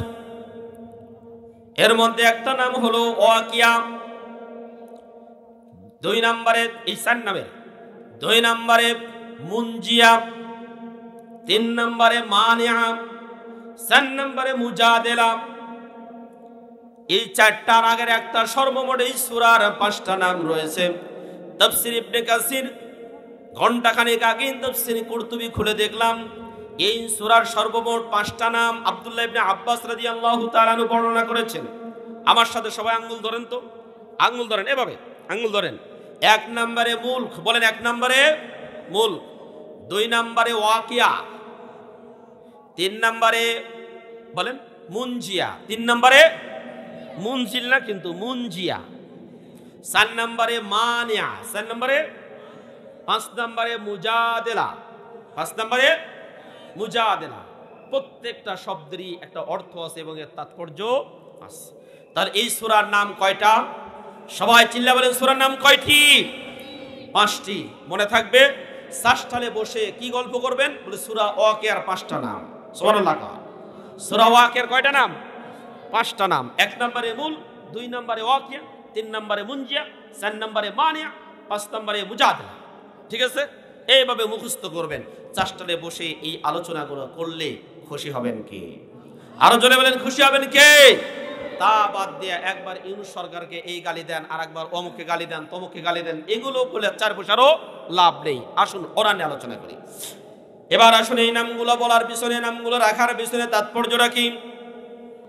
আবু হুরায়রা রাদিয়াল্লাহু তাআলা আনহু থেকে বর্ণিত, তিনি বলেন নবী সাল্লাল্লাহু আলাইহি সাল্লাম বলেছেন, ইন্না সূরাতান ফি কিতাবিল্লাহি, কোরআনুল কারীমের মধ্যে এমন একটা সূরা রয়েছে যেই সূরার মধ্যে 30টা আয়াত রয়েছে। এই সূরাটা যারা প্রত্যেকটা রাতে মাগরিব অথবা ঈশার নামাজের পরে তেলাওয়াত করবে, শাফাআত লিরাজুলিন ইয়াউমাল কিয়ামা, যেই লোকটা প্রত্যেকটা রজনীতে সূরা মুলুকটা তেলাওয়াত করবে, কোরআনুল কারীমের এই সূরাটা, কিয়ামতের ময়দানে ওই পাঠক ব্যক্তিকে সুপারিশ করে করে আল্লাহর জান্নাতে নিয়ে যাবে। সুবহানাল্লাহ। শুধুমাত্র তাই না, ফাখরাজাতহু মিনান নার, জাহান্নাম থেকে এই সূরা রক্ষা করবে, বের করে নিয়ে আসবে। ওয়াদখালাতুহুল জান্নাহ, এই সূরাটা তাকে জান্নাত পর্যন্ত পৌঁছে দিবে। বিশ্বনবী বলেন এই সূরার নাম হলো ওয়াহিয়া সূরাতুন তাবারাক, এই সূরাটির নাম হলো তাবারাকাল্লাযী বিয়াদিহিল মুলক। প্রিয় বন্ধুগণ আমার, তাহলে এই জায়গাতে থেকে আমরা যে শিক্ষাটা পেলাম, কোরআনুল কারীমের একটা সূরা, এই সূরার মধ্যে 30টা আয়াতে কারিমা রয়েছে। এই সূরাটা যদি ঈশার নামাজ অথবা মাগরিবের নামাজ অথবা শোয়ার আগে কোনো ব্যক্তি তেলাওয়াত করে, যারা তেলাওয়াত করতে পারে না তারা যদি শ্রবণ করে, এখন শ্রবণ করার বিভিন্ন ওয়ে রয়েছে। কেউ পড়তেছে আমি আপনি শুনতেছি সমান সওয়াব, অথবা মোবাইলের মধ্যে দিয়ে আমি যদি কানের নিচে দিয়ে রেখে সুন্দর করে শুনতে শুনতে ঘুমিয়ে যাই, সওয়াব আছে না নাই? আরো জোরে বলেন সওয়াব আছে না নাই? আমি যদি মোবাইলের মধ্যে কোরআনুল কারীমের তেলাওয়াতগুলো না শুনে বেবি নাজনীনের গান শুনি, গুনাহ হবে কি হবে না? অবশ্যই হবে। তার বিপরীতে যদি কোরআনুল কারীমের তেলাওয়াত শুনি তাহলে সওয়াব হবে কি হবে না? এই যুবক ভাই এদিকে খেয়াল করো, তুমি তো রাত্রে বেলায় কানের মধ্যে হেডফোন লাগায় তুমি গান শুনতে শুনতে ঘুমিয়ে যাও। যুবক, তুমি কি চিন্তা করেছো তোমার মতো শত শত যুবক রাত্রে বেলায় ঘুমিয়ে গেছে, ওই যে ঘুমিয়ে গেছে জীবনে আর কোনোদিন ঘুম থেকে জাগ্রত হয় নাই, রাত্রে বেলায় হার্ট অ্যাটাক করেছে অথবা স্ট্রোক করেছে, যুবক ওখানেই শেষ। তুমি যদি গান শুনতে শুনতে ওই দিন তোমার মৃত্যু হয়ে যায়, জাহান্নাম ছাড়া কোনো উপায় থাকবে না, তোমার কালেমা নসিব হবে না, তুমি ইসলামের পথে মৃত্যুবরণ করতে পারবে না। এই জন্য আমরা রাত্রেবেলায় যখন ঘুমাইতে যাব, এই সময় ওযু করে যদি পারি 2 রাকাত নামাজ আদায় করে বিছানায় 3 বার করে ঝাড়ু দিব, আল্লাহ রাসূলের সুন্নাহ। আমরা যদি পারি তাহলে উত্তর আর দক্ষিণ দিকে খাটটা পারবো। আমরা যদি এই দিকে মাথা দিয়ে, এটা উত্তর না, উত্তর দক্ষিণ, আচ্ছা দক্ষিণ অথবা উত্তর, উত্তর দিকে মাথা দিলাম, উত্তর দিকে মাথা দিয়ে হাতটা যদি মাথার তলে এইরকম করে দিয়ে কিবলার দিকে মুখটা দিয়ে সূরা ফাতিহা, এরপরে সূরা ইখলাস 33 বার সুবহানাল্লাহ, 33 বার আলহামদুলিল্লাহ, 33 বার আল্লাহু আকবার, এরপরে লা ইলাহা ইল্লাল্লাহু ওয়াহদাহু লা শারীকা লাহু লাহুল মুলকু ওয়া লাহুল হামদু ওয়া আলা কুল্লি শাইইন কাদির। এইরকম দোয়া দরুদ পড়তে পড়তে সূরা মুলক দোয়া দরুদ যা কিছু আছে এগুলা পড়তে পড়তে মৃত্যুবরণ করে ওই রাত্রে যদি কোনো ব্যক্তির মৃত্যু হয়ে যায় আর ওই ব্যক্তির অন্তরের মধ্যে যদি শাহাদাতের মৃত্যুর তামান্না থাকে, আল্লাহ রাব্বুল আলামিন ওই ব্যক্তিকে শাহাদাতের মৃত্যু দিয়ে দিবেন। সুবহানাল্লাহ। প্রিয় বন্ধুগণ আমার, তাহলে 1 নম্বরে আমরা পেলাম এই সূরার ফজিলত পেলাম, যারা তেলাওয়াত করবে কিয়ামতের ময়দানে এই সূরাটি সুপারিশ করে করে কোথায় নেবে? জোরে বলেন কোথায়? এই সূরাটা তাদেরকে সুপারিশ করে করে আল্লাহর জান্নাতে নিয়ে যাবে। 2 নম্বরে আন আব্দুল্লাহ ইবনে মাসউদ রাদিয়াল্লাহু তাআলা আল মাইয়িতু ফি কবরি, কোন একজন ব্যক্তি মৃত্যুবরণ করার পরে এলাকার মানুষজন তার পাশে আসবে, মাইকে ঘোষণা হয়ে যাবে সলিমুল্লাহ আর দুনিয়াতে নাই, সলিমুল্লাহ বিদায় নিয়েছে। সলিমুল্লাহর নামাজ জানাজা আসর নামাজের পরে শুরু হয়ে যাবে। ধর্মপ্রাণ মুসলমান যারা আছেন তারা সবাই সলিমুল্লাহর জানাজায় অংশগ্রহণ করবেন। আর বিভিন্ন দিক থেকে লোকজন ছুটে আসবে তাকে এক নজর দেখার জন্য, শেষ বিদায় দেওয়ার জন্য। কেউ বা যাবে মাটি খোঁড়ার জন্য, কবর খনন করার জন্য, কেউ বা আবার চলে যাবে বাঁশঝাড়ে বাঁশ কাটার জন্য, কেউ বা আবার চলে যাবে কাপড়ের কাপড় কেনার জন্য, কেউ বা আবার ধানি নেওয়ার জন্য যাবে। সবাই চতুর্দিকে ছোটাছুটি শুরু করে দিবে তাকে যত দ্রুত পারা যায় দাফন করার জন্য। প্রিয় বন্ধুগণ আমার, একজন লোক বলবে না 4-5টা দিন তাকে রেখে দাও, বলবে? জোরে বলেন বলবে না? স্ত্রীরা কান্নাকাটি করবে, ছেলেমেয়েরা কান্নাকাটি করবে, আত্মীয় স্বজন বন্ধু বান্ধব সবাই চোখের পানি ফেলবে, কিন্তু একজন মানুষও তাকে এই দুনিয়াতে রাখার পক্ষে কথা বলবে না। প্রিয় বন্ধুগণ আমার, বাস তাকে ধোয়ানো হলো গরম পানি দিয়ে, বড়ই পাতার গরম পানি দিয়ে তাকে ধোয়ানো হলো, শরীর থেকে সবচেয়ে দামি পোশাকগুলো খুলে ফেলা হলো। এই দামি পোশাক খুলে ফেলানোর পরে 3খানা মাত্র কাফনের কাপড় পরানো হবে, যার মধ্যে কোনো সেলাই নাই। গর্ব অহংকার বলতে ওই কাপড়ের মধ্যে কিছুই নাই। যারা হজ করতে যান তারা ইহরাম বাঁধেন, যেই কাপড়টা পরেন এই কাপড়ে কোনো সেলাই, কোনো কাপড়ের সেলাই থাকে না। তার মানে হজ করতে গেলে মরণের কিছু সিম্পটম সেখানে পাওয়া যায়। আবার আপনার প্রিয় বন্ধুগণ, এই কাপড়গুলো পরিধান করানোর পরে যখন খাটের মধ্যে রাখবে, খাটিয়াটা নিয়ে চলে আসবে, সবাই 4 কান্দে 4টা, পায়ার উপরে 4টা এই কান্দের উপরে নিয়ে চলে আসবে। আসার সময় সবাই পিছে পিছে আসবে, তার বিভিন্ন ধরনের গুণগান গাইতে থাকবে, বর্ণনা করতে থাকবে। আরে বেচারা অকালে মৃত্যু হয়ে গেল, তার ছোট্ট ছোট্ট বাচ্চা রয়েছে, এই বাচ্চাগুলোর কি হবে? তার যে একজন যুবতী স্ত্রী আছে, এই স্ত্রী কি হবে, মাত্র 25 বছর বয়স, ইত্যাদি ইত্যাদি বর্ণনা করতে থাকবে, কিন্তু কেউ তাকে আটকে রাখতে পারবে না। প্রিয় ভাইয়েরা আমার, কবরস্থানে নিয়ে আসার পরে তাকে কবরের মধ্যে রাখা হলো, বুকের উপরে হাত রেখে দাও পড়া হলো, ঢাওয়াট গুলো দিয়ে দেওয়া হলো, তালাই গুলো দেওয়ার পরে প্রত্যেকটা ব্যক্তি মুঠ পোড়া করে করে তাকে মাটি দিবে। মাটি দেওয়া যখন শেষ হয়ে যাবে, মানুষের মুষ্টি দিয়ে যখন মাটি দেওয়া শেষ হয়ে যাবে, কবরটা যদি পূর্ণ না হয় তখন কোদাল দিয়ে কেটে কেটে মাটিগুলো পাড়া দিয়ে দিয়ে আটকে দিবে, যেন উঠতে না পারে। প্রিয় বন্ধুগণ আমার, একটিবার নিজের ক্ষেত্রে চক্ষুটা বন্ধ করে একটুখানি চিন্তা করেন তো, আমার এত ব্যস্ততা, আমার এত গৌরব, এত মর্যাদা, আমার এত ধন সম্পদ, এত ক্ষমতার বাহাদুরি, এই সব কিছু কোনো কিছুই আমার কুলাবে না, সব নষ্ট হয়ে যাবে। প্রিয় ভাইরা আমার, কবরের মধ্যে যখন রেখে সবাই চলে আসবে, ফেরেশতারা এসে এবার এই বেচারার পায়ের দিক থেকে আসবে।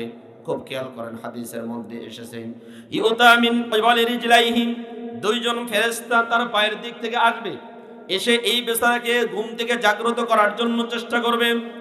ফাতাকুলু রাজুলানি লাইসাকুম আলাইহি সাবিলুন, দুইজন ব্যক্তি অথবা এই সূরাটা দাঁড়িয়ে বলবে, খবরদার এই ব্যক্তিকে ঘুম থেকে জাগ্রত করাইতে পারবে না, ইনি ঘুমিয়ে গেছেন, সাবধান, একে ঘুম থেকে তোমরা তুলতে পারবে না।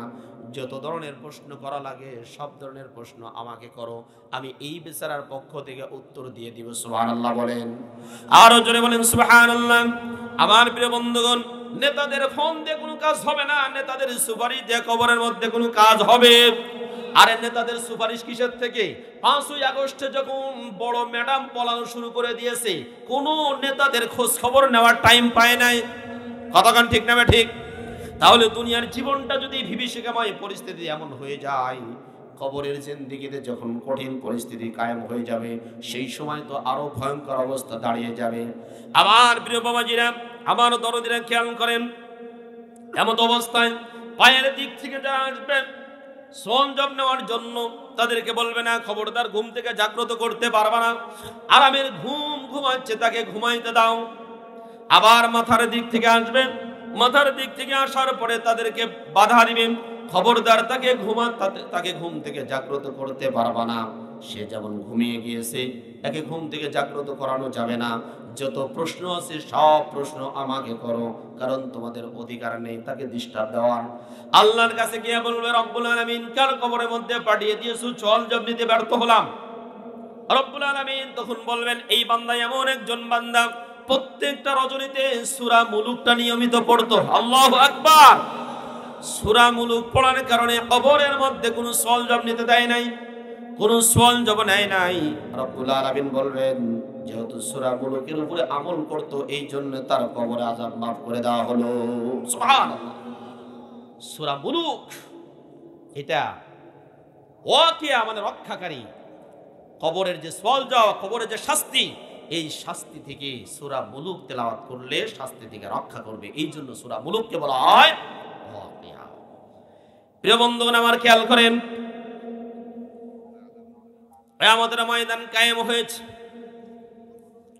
এমন অবস্থায় একজন ব্যক্তির ফয়সালা হয়েছে, জাহান্নামের দিকে রওনা দিয়েছে। ওই ব্যক্তিকে ফিরে নিয়ে আসার জন্য রওনা দিয়েছে সূরা মুলুক। যায়া বলতেছে, ভাই তুমি এই দিকে কেন যাচ্ছ?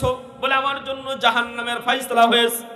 আল্লাহর কাছে গিয়ে বলবে, রব্বুল আলামিন তুমি অমুক ব্যক্তিকে জাহান্নামের ফয়সালা করে দিয়েছো, আমিও ওই ব্যক্তির সাথে জাহান্নামে চলে যাব।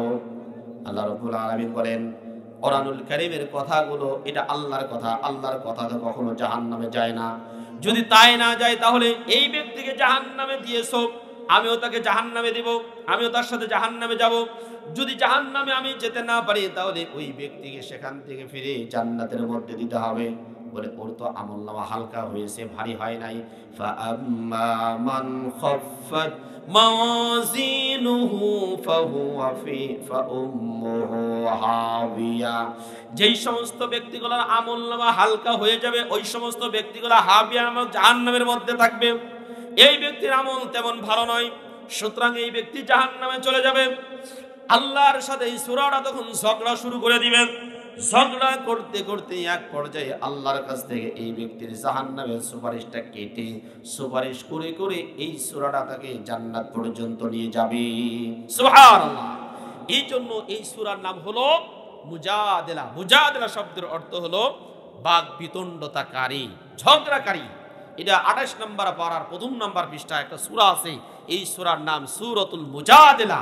তর্ক বিতর্ককারী, আল্লাহর সাথে তর্ক বিতর্ক করে সূরাটা ওই ব্যক্তিকে জান্নাত পর্যন্ত পৌঁছে দিবে। সুবহানাল্লাহ বলবেন না? সুতরাং সূরা মুলুক পড়া দরকার আছে না নাই? আরো জোরে বলেন, মুলুক পড়া দরকার আছে না নাই? এই সূরার মধ্যে অনেক কুদরতের কথা আছে, কাফেরদের ব্যাপারে বেশি বেশি নিয়ে আলোচনা আছে। কোরআনুল কারীমের যে মূল 3টা থিম, তাওহীদ, রিসালাত, আখিরাত। তাওহীদ, রিসালাত, আখিরাত, এই হলো 3টা মূল থিম। এর ভিতরে তাওহীদ, রিসালাত, আখিরাত নিয়ে বেশি বেশি আলোচনা আছে এর মধ্যে। প্রিয় বন্ধুগণ আমার, আচ্ছা আমাকে সময় কয়টা বন্ধ দিবেন? কয়টা বন্ধ দিবেন? তাহলে আমি সেবা চালাতে পারবো। আমি কতক্ষণ পর্যন্ত চালাবো? 10:30। আচ্ছা ঠিক আছে, ঠিক আছে। আমার প্রিয় বাবাজিরা, আমি যেন কোন সূরা থেকে আলোচনা করতেছিলাম সবার মনে আছে? এই সূরাতে আয়াতে কারিমা রয়েছে 31টা। সবাই বলেন তো কয়টা? জোরে বলেন কয়টা? রুকু আছে 2টা, অবতীর্ণ হয়েছে পুঠিয়া বাজার। জোরে বলেন কোথায়? মক্কায়। মনে থাকবে কোন সূরা থেকে? মুলক থেকে। মুলক শব্দের অর্থ কি যেন? জোরে বলেন, মুলক শব্দের অর্থ রাজত্ব বা ক্ষমতা। এই সূরার মোট কয়টা নাম? সবাই একবার কে বলেন কয়টা নাম? আরো জোরে বলেন কয়টা নাম? মনে থাকবে? এতটুক পর্যন্ত যদি আপনাদের মনে থাকে, আমি মনে করি আপনারা সার্থক। সূরা মুলুকটা যদি পড়ি আর বুঝি, আমলে নিয়ে আসি, আমার লাইফ স্টাইল সব চেঞ্জ হয়ে যাবে। কারণ এর ভিতরে তাওহীদ, রিসালাতের অনেক কথা আছে। আচ্ছা আপনাদেরকে বলি, আপনাদের এই এলাকায় টিউবওয়েল চাপলে একটু পানি তুলতে কষ্ট হয়, তাই না? একটু পানি কম ওঠে, আমাদের এলাকায় বেশি ওঠে। তো এই যে গভীর নলকূপ থেকে আমরা পানি তুলি, এই 60 ফুট 100 ফুট বা 200 ফুট নিচে দাবাইলেই আমরা সেখান থেকে পানি পাই, পানির লেয়ার পাই। আচ্ছা এই পানির লেয়ার যদি 5000 ফুট নিচে নেমে যেত, তাহলে জাতিসংঘে মামলা করলে 3 ফুট উপরে আসতো না? 3 ফুট উপরে আসতো না। পৃথিবীতে কোনো ব্যক্তির কাছে মামলা করে কি উপরের দিকে তোলা যেত? মোটেই তোলা যেত না। কোরআন আমাদেরকে জানিয়ে দিচ্ছেন, কুল আরাআইতুম ইন আসবাহা মাউকুম গাওরান ফামান ইয়াতিকুম বিমাইন মাঈন। আল্লাহু আকবার। সূরা মুলকের 30 নম্বর আয়াতের মধ্যে আল্লাহ জানিয়ে দিলেন, নবী আপনি জানিয়ে দেন, আরাআইতুম তোমরা কি মনে করো, তোমরা কি ভাবছো, ইন আসবাহা মাউকুম, এই যে তোমাদের ভূগর্ভস্থ যেই পানি সুইচ টিপে দিলে তোমরা পানি পেয়ে যাও, এই পানিগুলো যদি মাউকুম গাওরা, গাওরুন মানে নিচে নেমে যাওয়া, গাওরুন মানে গভীর হয়ে যাওয়া, লেয়ারটা যদি নিচের দিকে নেমে যেত, ফামাইয়াতিকুম বিমাইন মাঈন, এমন কোন ব্যক্তি আছে যেই ব্যক্তির ক্ষমতা আছে এই লেয়ারটা উপরের দিকে নিয়ে আসবে? জোরে বলেন নিয়ে আসতে পারবে? আরো জোরে বলেন নিয়ে আসতে পারবে? না, নিয়ে আসতে পারবে না। আল্লাহ এই জায়গাতে আল্লাহর পাওয়ার সংক্রান্ত বিষয় নিয়ে আলোচনা করেছেন। একমাত্র আল্লাহই পারেন, পৃথিবীর কোনো ব্যক্তি পারেন না। শুধুমাত্র তাই না, আমার প্রিয় ভাইয়েরা, আগামীকাল সকাল 7টার সময় কি উঠবে? জোরে বলেন কি উঠবে? আগামীকাল সকাল 7টার সময় বেলা উঠবে। এই বেলাটা যদি আর কোনোদিন না ওঠে, বলেন তো জাতিসংঘে মামলা করে বেলা তোলা যাবে? বেলা তোলা যাবে না। রাত্র যদি 12 ঘন্টার বাদ দিয়ে যদি 300 ঘন্টা হয়ে যায়, কোনো ব্যক্তিকে কমাইতে পারবে? এটা আমার মুখের কথা না। কুল আরাআইতুম ইন জাআলাল্লাহু আলাইকুমুল লাইলা সারমাদান ইলা ইয়াউমিল কিয়ামাতি মান ইলাহুন গায়রুল্লাহি ইয়াতিকুম বিদিয়াইন আফালা তাসমাউন। আল্লাহু আকবার। সূরা কসস 7 নম্বর রুকু, 20 নম্বর পারা, 13 নম্বর পৃষ্ঠার 1ম নম্বর লাইনে 71 নম্বর এবং 72 নম্বর আয়াত। আল্লাহ রাব্বুল আলামিন এখানে 2টা তথ্য আমাদেরকে দিলেন। 1 নম্বরে, এ নবী আপনি বলে দেন তোমরা কি মনে করো, ইন জাআলাল্লাহু আলাইকুমুল লাইলা, লাইলুন মানে রাত, লাইলুন মানে রাত, যদি আল্লাহ তোমাদের জন্য এই রাতটাকে কিয়ামত পর্যন্ত প্রলম্বিত করতেন, লম্বা করে দিতেন, কিয়ামত পর্যন্ত যদি রাত হতো, মান ইলাহুন গায়রুল্লাহ, আল্লাহ বাদে এমন কোন ব্যক্তি আছে যেই ব্যক্তি সূর্যের আলো নিয়ে আসতো? কেউ পারতো? আফালা তাসমাউন, তোমরা কি এগুলা শোনো না? তোমরা কি এগুলা বোঝো না? ও বান্দা খেয়াল করেন তো। আর যদি ইনজাআল্লাহু আলাইকুমুল্লাহ নাহারা সারমাদান, এই দিনটা যদি কিয়ামত পর্যন্ত শুধু দিনই হতো, রাত যদি না হতো, তাহলে বলেন তো রাত্রে বেলায় না ঘুমাইলে বাঁচতে পারতাম? জোরে বলেন, বাঁচতে পারতাম? মোটেই বাঁচতে পারতাম না। কারণ আল্লাহ রাব্বুল আলামিন ঘুমটাকে আরাম বানিয়েছেন, ঘুমটা আরাম বানিয়েছেন। ওয়াজআলনা নাওমাকুম সুবাতা, তোমাদের জন্য আমি ঘুমটা আরামদায়ক করে দিয়েছি। প্রিয় ভাইরা আমার, এই কুদরতের কথাগুলো সূরা মুলকের মধ্যে রয়েছে।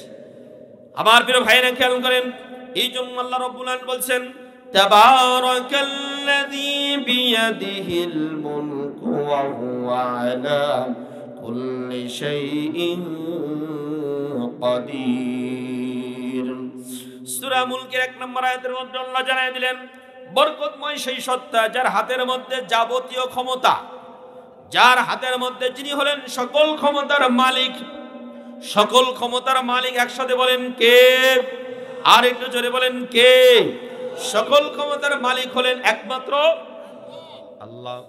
এই জন্য আল্লাহ রাব্বুল আলামিন আরেকটা আয়াতের মধ্যে জানায় দিলেন, কুলিল্লাহুম্মা মালিকাল মুলকি তুতিল মুলকা মান তাশাউ ওয়া তাওজিউল মুলকা মিম্মান তাশাউ ওয়া তুইজ্জু মান তাশাউ ওয়া তুযিল্লু মান তাশাউ বিয়াদিকাল খায়র ইন্নাকা আলা কুল্লি শাইইন কাদির। সূরা আলে ইমরান 3 নম্বর রুকু, 3 নম্বর পারার 12 নম্বর পৃষ্ঠা, আলে ইমরানের 26 নম্বর আয়াত। আল্লাহ রাব্বুল আলামিন জানিয়ে দিলেন, নবী আপনি বলেন, আল্লাহ হলেন সমস্ত রাজাদের রাজা। কথা বলেন ঠিক কিনা? আল্লাহ হলেন রাজা ধীরাজ, সমস্ত রাজাদের রাজা। তিনি যাকে ইচ্ছা অর্থাৎ যাকে মনোনীত করেন, যে কাজ করে ওই ব্যক্তিকে ক্ষমতা দেন, আর যেই ব্যক্তি ভালো কাজ করে না আল্লাহ তাকে ক্ষমতায় দেন না। এখানে ক্ষমতা দেওয়ার অনেকগুলো ব্যাখ্যা আছে, ওই দিকে আমি যাচ্ছি না। আমার প্রিয় ভাইয়েরা, আল্লাহ ক্ষমতা তিনি আত্ম অহংকারে ফেটে পড়া যাবে না। যেমন ভাবে তিনি ক্ষমতায় তুলেছেন ওই রকম ভাবে ক্ষমতা থেকে আবার আছাড়ও দিতে পারেন। জোরে বলেন পারেন কিনা? এই জন্য ক্ষমতা পাওয়ার পরে, মান সম্মান পাওয়ার পরে বিনয়ী হতে হবে। বিশ্বনবী বলেছেন, মান তাওয়াদুআ লিল্লাহি রাফাআহুল্লাহ ওয়া মান তাকাব্বারা ওয়াদাআহুল্লাহ। যারা আল্লাহর জন্য বিনয়ী হয়ে যায় আল্লাহ তাদের মর্যাদা বাড়িয়ে দেয়। আর যেই সমস্ত ব্যক্তিরা আত্ম অহংকারে ফেটে পড়ে আল্লাহ তাদেরকে আছাড় মারে। এটা বোঝানোর জন্য মিশরে যাওয়ার দরকার নাই। 5ই আগস্টের আগে 12 দিন আগে বলেছিল, পৃথিবীর এমন কোনো শক্তি নাই যারা আমাদেরকে চেয়ার থেকে নামাইতে পারে। এই কথা বলার পরে পৃথিবীর বড় বড় কোনো জন্তু লাগে নাই, প্রাণী লাগে নাই, মুরব্বীদের লাগে নাই, মাত্র নাকে টিভি দিলে দুধ বের হয় এমন ছোট্ট ছোট্ট যুবকদের মাধ্যমে এমন তাড়া খাওয়া খেয়েছে 14 গোষ্ঠী সুদ্ধা পালাইছে। আরো জোরে বলেন পালাইছে কিনা? আত্ম অহংকার করলে আল্লাহ ছাড়ে না, আল্লাহ ধরে না, ধরে না ধরলে আল্লাহ। আরো জোরে বলেন ধরলে আল্লাহ। ইন্না বাতশা রাব্বিকা লাশাদীদুন ইন্নাহু হুয়া ইবদিউ ওয়া ইউঈদ। সূরা বনী ইসরা সূরা বুরুজের মধ্যে 30 নম্বর পারা, নিশ্চয়ই তোমার রবের ধরা বড় কঠিন ধরা। তিনি সকাল বিকাল ধরেন না, যখন ধরবেন আর ছাড়বেন। জোরে বলেন ছাড়বেন। সুতরাং পিছনের দরজাটা পালায়ন করার পরে ওখান থেকে ঠুস করে ঢুকে পড়লে হবে না, শর্ট করে ঢুকে পড়লে হবে না, শর্ট শর্ট করে ঢুকতে হবে। কি ঢুকতে হবে? আল্লাহ আল্লাহ মাফ করুক। আমরা শিক্ষা গ্রহণ করার জন্য বলছি। ফাতাবিরু ইয়া উলিল আবসার।